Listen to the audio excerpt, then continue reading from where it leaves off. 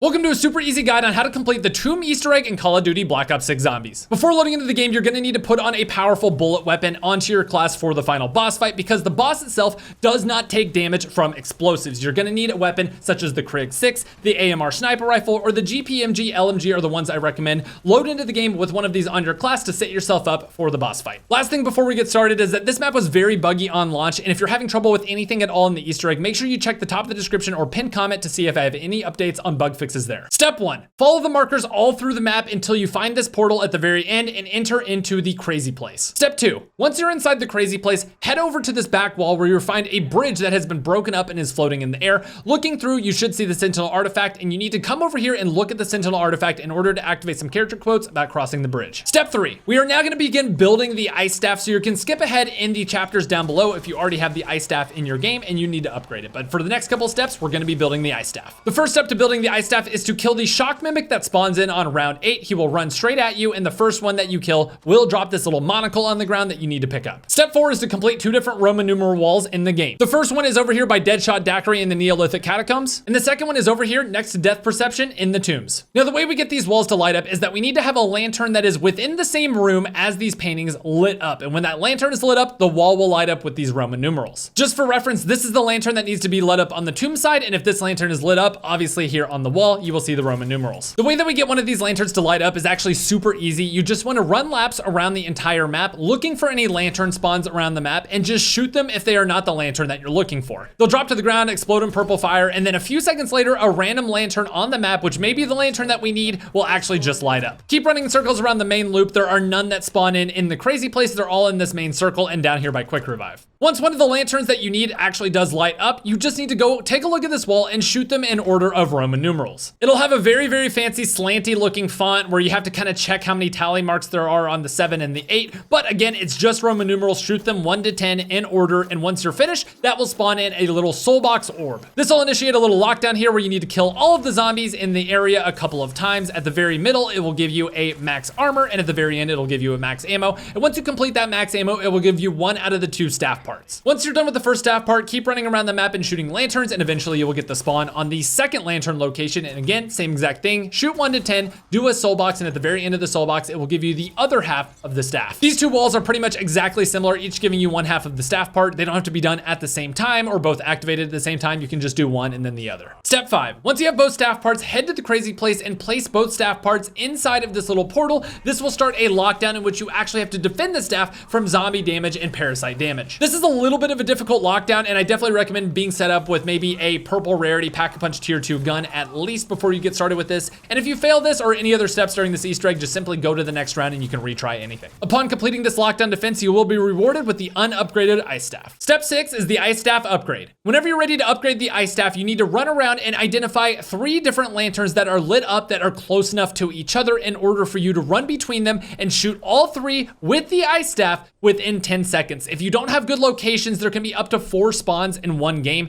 You just shoot one and get it to respawn somewhere else until you find 3 that you're confident you can shoot. The range on the ice staff is a lot longer than you can think, so you can kind of snipe these cross maps. So again, line up your 3, and as soon as you're ready to do so, just shoot all 3. And if done correctly, you should get a quote about extinguishing the flame, and you'll be ready to upgrade the ice staff. Once you have frozen those 3 lanterns and gotten the quote, head back to the crazy place and look around in the sky, and there will now be 3 symbols on the rocks floating above. With the ice staff, make sure to pinpoint snipe each one of these symbols. That should send the rock down to a lower angle in which you can actually see the symbol much, much better. At this point, take a picture with your phone, draw it on a piece of paper, or just remember all 3 of your symbols because you're gonna need them in just a second. Reminder that these symbols do randomly appear on the rocks, so you will have a different location in your game. After you shoot the 3rd rock out of the sky, look around at all 4 of the portals, and after a few seconds, one of those portals will close up. Teleport out from another one of the portals and head to where that portal's entrance is in the real world, and you should see it is now blocked off with a wall full of symbols. Using your ice staff, just shoot the 3 symbols that we got off of the rocks in the sky, and this portal will open back up. When you go back through that portal, you'll be up on a rock in the sky with a purple orb in front of you. This is yet another moving lockdown soul box. However, the trick with this one is that you have to kill zombies fast enough around it in a small enough radius around it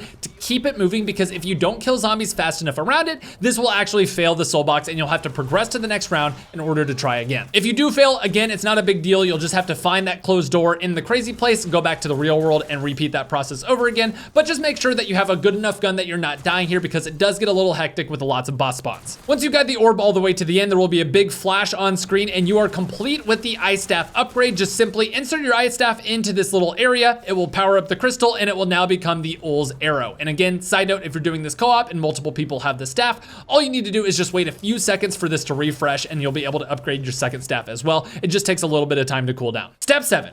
Once you have the upgraded ice staff in hand, you need to do the select fire button on your keyboard or on your controller to pull out the revive part of the staff. This is going to be your select fire button, whatever that is for your console, and that is going to pull out the end of the staff, which is actually a revive beam. However, this time we're not going to be using it to revive a teammate. We're going to be going over to this little pedestal, which is on the ground in the crazy place that is glowing with a crystal. Shoot it with this revive portion and hold square to actually pick up that glowing energy there. Head out the blue portal to spawn, in which you will find another pedestal with a vermin on it. Activate that and it will start a refine energy lockdown, in which you just need to kill a bunch of vermin. Again, very easy, nothing special to do. Just kill all the vermin within the time limit and pick that energy back up. Now this time you need to actually ferry it over to the crazy place, and if you get hit 3 times, this will actually dissipate the energy and you'll have to try again. So just try not to get hit, and just a note here, you will not be able to use the return portal in this area. You'll have to use one of the side portals, because the one that just basically takes you right back to the crazy place will be closed. So head to one of the side portals, go back to that original pedestal and place it down in there, and you'll be completed with 1 of 4. Step 8, we're gonna be repeating the same exact process we did for the vermin with the parasite pedestal. So go ahead again, shock it with Ul's arrow, activate that energy and exit through the yellow portal where you will find the next pedestal. Now the only difference with this pedestal is that whenever you kill the parasites in the air, they're gonna drop these little orbs that you need to run over and hold square to pick them up and take them back to the middle pedestal, and just keep ferrying them over as you're killing them, and eventually it will fill up with enough souls. Again, same exact thing, the portal will close behind you, run it around to the side, and then enter it back into the crazy place and place it down in its corresponding pedestal to be done with this step. Step 9, you guessed it, we're gonna be repeating the exact same process, this time for the Doppleghast, and you exit through the green portal in order to get to the Doppleghast actual area here. You gotta run through the left, and once you're in this area, again, you just need to kill the Doppleghast. No energy or pickup required. This will be automatically sucked up into the beacon whenever you're done. Again, same exact thing. Run it back through a different portal and you will be ready to go on to the final one. Step 10, the Amalgam. Now you will need a max ammo if you're trying to do all of these in back-to-back succession, or just use an ammo box, because the revive charges only have 3 per staff. So you'll need multiple staffs, or just to get a max ammo or buy ammo before you go into this last one. But again, head to the very end of the map over by Quick Revive. And once you're in this area, you're going to fight this elite Amalgam, and he's gonna get down to low health. And when he's on low health, he's gonna spawn in a bunch of shield zombies, which are going to make him completely invulnerable until you kill them. So very easy, just kill them off, kill the Amalgam, and then repeat the same process. Pick up that energy, run it back in for the final part before the boss fight. Step 11 in the final step is the boss fight. Now I have a bunch of tips for this boss fight, but the last thing you actually need to do before the boss fight is activatable is go over to this bridge and hold square on this pedestal. That will actually build the bridge and reveal the way all the way to the Sentinel artifact, which basically tells you this is the final encounter. Hold F to go in. Now before this boss fight, I strongly recommend, I almost say don't even attempt this boss fight unless you have this, a tier 3 pack-a-punch gold rarity gun, because this entire boss is a DPS check. If you are not doing enough damage with a bullet weapon, that is not including a ray gun, that is not including the ice staff, if you do not have enough damage with your bullet weapon, this boss is impossible. There's no amount of like whittling away that you can do. They're basically, if you're not doing enough damage all at once in a certain amount of time, then you cannot beat this boss. It is actually impossible. I promise you, do not skimp out on this. Get tier 3 armor, get tier 3 pack-a-punch, and get that gold rarity before you go into this boss fight. Obviously, perks and gobblegum help a whole lot as well, and I actually recommend using Ether Shroud during this boss fight. The last thing I would recommend is doing the gold armor Easter egg on this map. I'm gonna have that on a card on the screen, also down below in the description if you wanna know how to get that gold armor to become basically invincible. Once you are ready for this boss fight, I'm gonna take you through each phase, because there's actually a good number of phases in this boss fight, which you need to know how each one works in order to survive. The first phase is very simple. It is just going to be a single Sentinel artifact rotating 360 degrees, shooting at a beam and going up and down. Now the advice I'm about to give you reigns true for basically the entire Easter egg, so keep it in mind the entire time.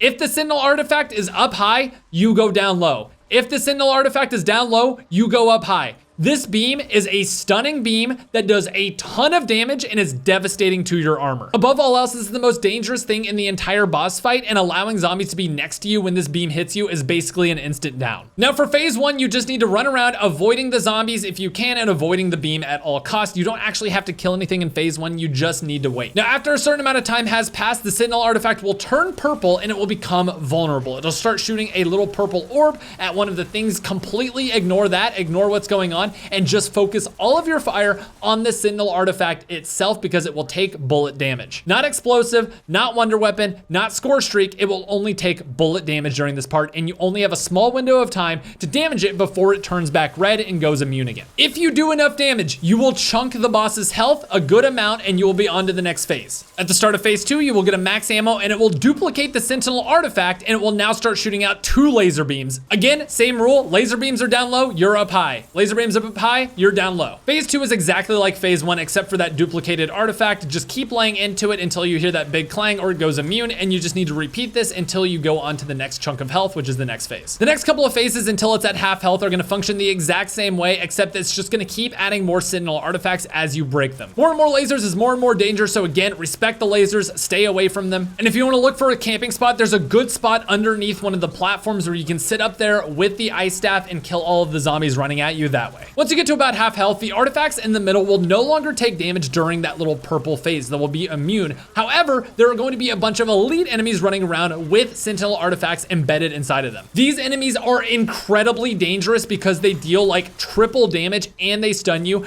Keep distance at all costs. I almost died several times because of these guys. Keep distance no matter what. There are going to be red ones and there are also going to be blue ones chasing after you. When you kill these elite enemies with the Sentinel artifacts inside of them, they will actually drop on the ground. And if you see them on the ground, test shooting them to see if it's immune or it takes damage, because the ones that take damage, that is your new damage point. It's moved from the center of the map to wherever it is you are standing, and you need to do as much damage as quickly as possible. And if you do enough, it will chunk down the boss's health, and you need to repeat this process with as many elites as you can until the boss's health is at about 10%. Once it is at 10%, it will do this crazy animation where all of the Sentinel artifacts power up into one that will go on this back wall, and this is the point where you have to do all of the damage all at once, and if you do not kill this at the end of the time, you will wipe. It is a insta-kill attack, so you have to lay everything you have into this, kill it in the amount of time that you have, and you have beat the Easter egg. Fail and you have lost, which again is why I said bring in a very, very good gun. Again, I use the GPMG and I cannot recommend it enough. But assuming you have passed the damage check, congratulations, you have beat the Tomb Easter egg. If you guys would like anyone to play with, you can join my Discord server in the description down below, or you can leave a comment with your Activision account, gamertag, whatever it is you may use, and you guys can find each other in the comments to play through this map. If you have enjoyed this tutorial, I would really appreciate a like, and I will see you guys in the next one.